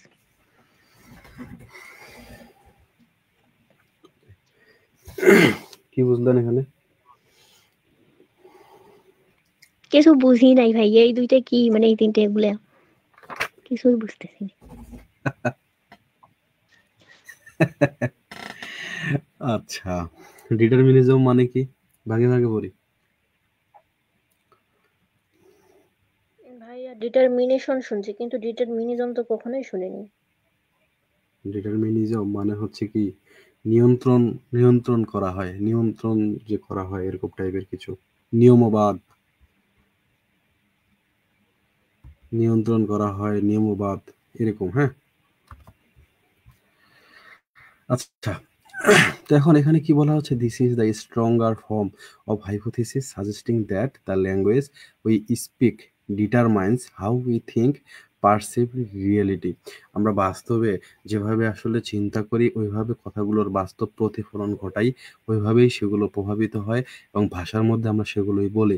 According to this view, এই চিন্তাধারা থেকে বা এই linguistic determinism থেকে হচ্ছে এটা অনুমান করা হয় বা এটা বলা হয় যে people who speak different languages, যে মানুষগুলো ভিন্ন ভিন্ন ভাষায় কথা বলে, এক্সপিরিয়েন্স অ্যান্ড ইন্টারপ্রেট যে মানুষগুলো ডিফারেন্ট ভাষা সম্পর্কে অভিজ্ঞতা আছে এবং ব্যাখ্যা করতে পারে, the world is fundamentally different ways, তারা হচ্ছে যে ভিন্নভাবে হচ্ছে যে এই বিষয়গুলোকে ব্যাখ্যা করতে পারে, যাদের ভিন্ন ভাষা সম্পর্কে অভিজ্ঞতা আছে। এখন কিরকম, আপনি একই সাথে যদি অনেকগুলো ভাষা জানেন, তাহলে একটা ভাষাকে আপনি নিশ্চয়ই চিন্তা করতে পারতেছেন, ওইভাবে করে চিন্তা করতে পারতেছেন। যে আপনি ইংরেজি থেকে চিন্তা করতে পারতেছেন, বাংলা বাদ দিয়ে আপনি কিন্তু ইংলিশে চিন্তা করতে পারবেন যে I will do this work tomorrow, হচ্ছে যে ফ্রম 10 o'clock এটা করব সেটা করব। তো আপনি পুরো ইংরেজিতে চিন্তা করতে পারেন। তো আপনি যেটা চিন্তা করবেন সেটাই না ভাষাতে বলবেন। তো এরকম ভিন্ন ভিন্ন ভাষা যখন আমাদের অভিজ্ঞতা থাকে, আমরা সেগুলো বলতে পারি, সেগুলো ব্যাখ্যা করতে পারি। তো এই বিষয়টাকেই বলা হচ্ছে লিঙ্গুইস্টিক ডিটারমিনিজম। মানে লিঙ্গুইস্টিক সম্পর্কে আপনার হচ্ছে যে লিঙ্গুইস্টিকের নিয়ম সম্পর্কে আপনার মোটামুটি ধারণা থাকবে, বা ধারণা হচ্ছে যে আছে, এই বিষয়টা বোঝাচ্ছে। দেন লিঙ্গুইস্টিক রিলেটিভিটি, তিনি এই দুইজন এরা লিঙ্গুইস্টিক রিলেটিভিটির কথা বলতেছে। কিরকম, this is the milder form of hypothesis proposing that while language influences thought, it does not completely determine it. মনোযোগ দেন, কি বলা হচ্ছে, লিঙ্গুইস্টিক রিলেটিভিটি মানে কি? সম্পর্কিত। রিলেটিভিটি মানে সম্পর্কিত, আপেক্ষিকতা। এখানে আপেক্ষিকতা বোঝাবে। তো লিঙ্গুইস্টিকের আপেক্ষিকতা এই বিষয়টা দ্বারা এখানে আসলে যেটা বোঝাচ্ছে যে আমাদের লিঙ্গুইস্টিকের যে ব্যাপারগুলো আছে, এখানে আপনি যে ভাষা আপনি যে ব্যবহার করতেছেন, তো এটা চিন্তা দ্বারা প্রভাবিত হচ্ছে। তবে টোটালি যে এই চিন্তা দ্বারাই প্রভাবিত হয়, বিষয়টা কিন্তু এরকম না। এর সাথে আর অনেকগুলো বিষয় জড়িত থাকতে পারে। Different language might shape our thinking and perception in unique way. ভিন্ন ভিন্ন ভাষা আমাদের চিন্তাটাকে ভিন্ন ভিন্নভাবে প্রভাবিত করতে পারে, but people can still think outside their linguistic boundaries. তারপরে মানুষ কিন্তু হচ্ছে যে এইসব বাউন্ডারি বা এইসব হচ্ছে যে সীমানা অতিক্রম করেও, বা এগুলো লিমিটেশন থাকার পরেও মানুষ কিন্তু অন্য ভাষায় চিন্তা করে। যদি আমাদের অন্য ভাষা জানা থাকে, সেক্ষেত্রে আমরা কিন্তু চিন্তা করি। তাহলে এই যে লিঙ্গুইস্টিক আপেক্ষিকতা বোঝাচ্ছে এটা যে আপনি নিজের ভাষা ছাড়াও অন্য ভাষায় এভাবে করে চিন্তা করতে পারেন, এবং এই চিন্তাটা আমাদের ভাষাকে যথেষ্ট প্রভাবিত করে। ঠিক আছে, চিন্তাটা থেকেই ভাষাটা যথেষ্ট প্রভাবিত হয়। Special orientation,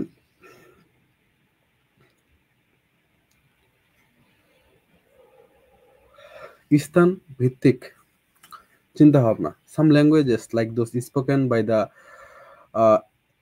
aboriginal people of অস্ট্রেলিয়ার যে আদিম মানুষ আছে, use cardinal direction, north south east west, এই জায়গার, rather than relative term left right for spatial orientation. Speakers of these languages tend to have a stronger sense of direction and spatial awareness, reflecting how their language shapes their spatial cognition. আচ্ছা, তো স্থান ভেদে কথা বলার ধরনটা কিন্তু ভিন্ন রকম হয়। হচ্ছে ওই অঞ্চলের আদিম মানুষ যারা, তাদের কথা বলার যে ধরন, চিন্তা করার ধরন, বা কমিউনিকেট করার যে মাধ্যমগুলো, ওইগুলো কিন্তু ভিন্ন। ঠিক আছে, বাট আমাদের ক্ষেত্রে কিছুটা ডিফারেন্ট বা ভিন্ন, এরকম ভেরিয়েশন আমরা পাই। দেন হচ্ছে আমাদের টাইম অ্যান্ড ইভেন্ট ফ্রেমিং, আমাদের যে অনুমান করা, আমাদের চিন্তার সাথে এই যে কোনো সময় এবং ঘটনা কিন্তু একই সাথে জড়িত। Different languages frame time differently, স্বাভাবিকভাবেই। For example, some language describes time spatially the future is ahead, while other is different metaphor. This can influence how speaker of those language think about perceive time. আচ্ছা, তো এখন ভাষার সাথে এগুলো যেহেতু জড়িত, সময়ের সাথে সাথে ভাষা পরিবর্তন হতে থাকবে। সামনের দিকে ভাষা কিরকম হবে বা আগে কিরকম ছিল, সময় এবং জায়গা বা অবস্থান ভেদে, ঘটনা ভেদে এটার পরিবর্তন হতে থাকে। তখন ওভারঅল আমাদের সাফির আর হোপ এরা যে অনুমান করছে has had a significant impact on linguistics, psychology and anthropology. It has led to a greater appreciation of how language can shape human cognition and cultural practices. However, it's important to note that while language can influence thought, it is not the sole factor in determining how we perceive and understand the world. That means এই দুইজন তারা basically যে কথাটা বলার চেষ্টা করতেছে যে আমরা যে চিন্তাগুলো করি, এই চিন্তার সাথে ভাষা জড়িত। এখন এই চিন্তাগুলো কোন কোন বিষয় দ্বারা প্রভাবিত হতে পারে বা কোন কোন বিষয় দ্বারা প্রভাবিত হয়, এই বিষয়টা নিয়েই তারা আলোচনা করতেছেন। ঠিক আছে, এখন এখানে অনেক বিষয় জড়িত হতে পারে, যেমন টাইম, প্লেস, স্থান। ঠিক আছে, এই বিষয়গুলো জড়িত থাকতে পারে। তো এই সকল বিষয়গুলোকে একত্রিত, এইগুলো হচ্ছে তাদের আসলে কি বলবো যে হাইপোথিসিস, লিঙ্গুইস্টিকের হাইপোথিসিস। দ্যাট মিনস তারা লিঙ্গুইস্টিক ডিটারমিনিজম যে বিষয়টা, এখানে তারা বলতে চাচ্ছে যে ভাষা সম্পূর্ণভাবে চিন্তাকে নিয়ন্ত্রণ করে। এখানে তারা বলতেছে কি, ভাষা সম্পূর্ণভাবে চিন্তাকে নিয়ন্ত্রণ করে। অর্থাৎ আমরা যা ভাবতে পারি বা বুঝতে পারি তা আমাদের ব্যবহৃত ভাষার মাধ্যমে নির্ধারিত হয়। ঠিক আছে, আমরা যেগুলো ভাবতে পারি বা বুঝতে পারি, খুব মনোযোগ দেন, ক্লিয়ার হয়ে যাবে এবার। আমরা এই লিঙ্গুইস্টিক ডিটারমিনিজম, এই মতটা অনুসারে বা এই ভিউটা অনুসারে আমরা বলতে পারি যে ভাষা সম্পূর্ণভাবে চিন্তাকে নিয়ন্ত্রণ করে। ঠিক আছে, অর্থাৎ আমরা যেটা ভাবতে পারি অথবা এমন একটা কিছু যেটা আমরা বুঝতে পারতেছি, তো এটা আমাদের ব্যবহৃত ভাষার মাধ্যমে কিন্তু নির্ধারিত হবে। আমাদের যে ভাষাটা, এই ভাষার মাধ্যমে কিন্তু আমাদের চিন্তাটা নিয়ন্ত্রিত হবে। এবার আসেন ভাষা। এরপর আমরা দেখলাম যে ভাষা আসলে চিন্তাকে প্রভাবিত করে, তবে একদম সম্পূর্ণভাবে কিন্তু প্রভাবিত বা নিয়ন্ত্রণ করে না। এটা বিভিন্ন ভাষাভাষী মানুষজনের চিন্তার ভিত্তিতে বা তাদের উপলব্ধি বা তাদের জ্ঞানের উপর ভিত্তি করে এটা আলাদা রকম হতে পারে। কেননা এক একজন মানুষের বা এক এক জায়গার মানুষের ভাষার ধরন, ভাষার স্টাইল বা কাঠামো এক এক রকম, তাই না? এ কথা বুঝতেছেন নাকি এখনো বোঝা যাচ্ছে না? জি ভাইয়া, বুঝতেছি। বুঝতে পারলি? জি ভাইয়া। আচ্ছা, তাহলে লিঙ্গুইস্টিক ডিটারমিনিজম গেল। লিঙ্গুইস্টিক রিলেটিভিটি বিষয়টা আশা করি এবার বোঝা গেল যে সবার ক্ষেত্রে একরকম না, মানে সবার ক্ষেত্রে চিন্তা ভাবনাগুলো একরকম না, বা হচ্ছে যে ভাষা চিন্তাকে যে প্রভাবিত করে এটা ঠিক আছে, বাট সবসময় কিন্তু নিয়ন্ত্রণ করে না। আমরা লিঙ্গুইস্টিক ডিটারমিনিজমের মধ্যে সেখানে বললাম যে আমাদের ভাষা সম্পূর্ণভাবে চিন্তাকে নিয়ন্ত্রণ করে, বাট লিঙ্গুইস্টিক রিলেটিভিটিতে আমরা বলতেছি যে আমাদের ভাষা চিন্তাকে প্রভাবিত করে, এটা ঠিক আছে, বাট সম্পূর্ণরূপে কিন্তু প্রভাবিত করে না। এটা হচ্ছে বিভিন্ন মানুষ, বিভিন্ন ভাষাভাষীর মানুষজন, তাদের চিন্তা, তাদের উপলব্ধি, তাদের জ্ঞান, এই সবগুলোর উপরে ভিত্তি করে ভিন্ন রকম হতে পারে। তাহলে দুইটা আলোচনা হলো, দুইটা বিষয় বুঝলাম নাকি? দুইটা বোঝা যায় না? প্রথম দুইটা পয়েন্ট নিয়ে কথা বলেন। বুঝছি ভাইয়া। আচ্ছা,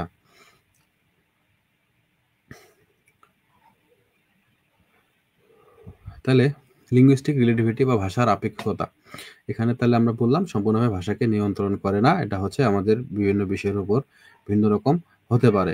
যেমন আমরা বললাম যে স্পেশাল ওরিয়েন্টেশন। এখন স্পেশাল ওরিয়েন্টেশন এটা হচ্ছে এরই একটা অংশ, মানে আপেক্ষিকতারই অংশ।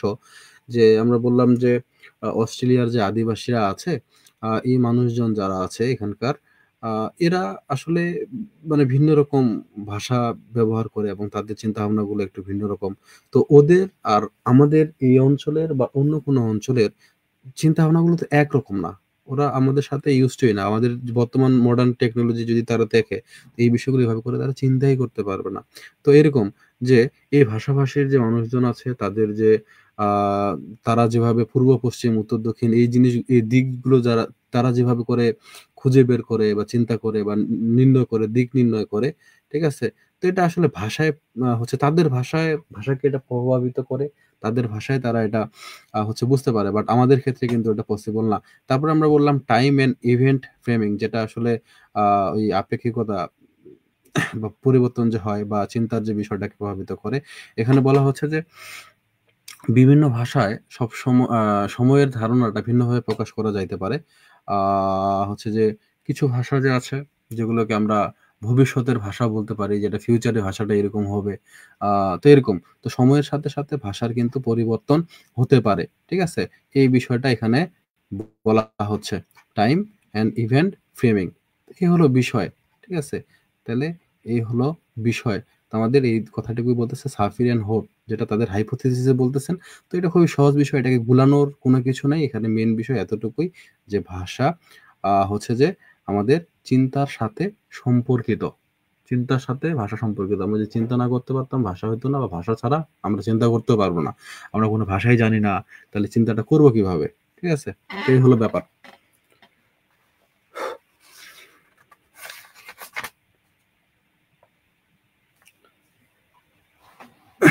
ওকে, তো মোটামুটি বাকি সবগুলো প্রশ্ন তো আমাদের পড়া হয়ে গেছে আগেই। এটা পড়েছি। ঠিক আছে, তো আমাদের লিঙ্গুইস্টিক্সের যতগুলো প্রশ্ন ব্রিফ, শর্ট, ব্রড সবগুলো আমরা আজকে থেকে শেষ করতে পারলাম। আশা করি বিষয়গুলো আপনাদেরকে অনেক বেশি সাপোর্ট দিবে, হেল্প করবে। আমরা আগামীকালকে ঠিক একই সময় আবারও বসে যাব বিশেষ কিছু আলোচনা নিয়ে, ইফ পসিবল। সময় জানি না, সময় জানিয়ে দেওয়া হবে। আপনাদের রুটিন দেওয়া হয়েছে, রুটিন ভিত্তিক ক্লাস চলবে। আগামীকালকে আপনাদের আরো একটা ক্লাস হবে খুব সম্ভবত, সেটা লিঙ্গুইস্টিক্স এর উপরেই, যেটা কিনা সব থেকে গুরুত্বপূর্ণ আর একটা ক্লাস হতে যাচ্ছে। এটার মাধ্যমে আমরা লিঙ্গুইস্টিক্স শেষ করব। আজকে থেকে তো আমাদের বইয়ের যা কিছু সবকিছু পড়া শেষ। তো আগামীকালকে দেখা যাক বিশেষ কিছু পড়া যায় কিনা। তো এটা করে আমরা লিঙ্গুইস্টিক্স শেষ করব, আর লিঙ্গুইস্টিক্সে হাত দেওয়ার কোনো কিছু থাকবে না। তারপরে আমরা হচ্ছে যে অন্য কোনো কিছু নিয়ে ভাববো। ড্রামা নিয়ে ক্লাস হবে, জানিয়ে দেব, সেটা পরে, আপাতত না। একটু গলাটা সুস্থ হোক, গলা ব্যথা প্রচুর, এভাবে করে এতগুলো সামলানো যাচ্ছে না। তো ঠিক আছে, আজকে তাহলে এ পর্যন্তই।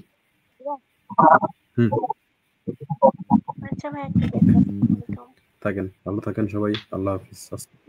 ওকে ভাইয়া, আসসালামু আলাইকুম। ওয়ালাইকুম আসসালাম।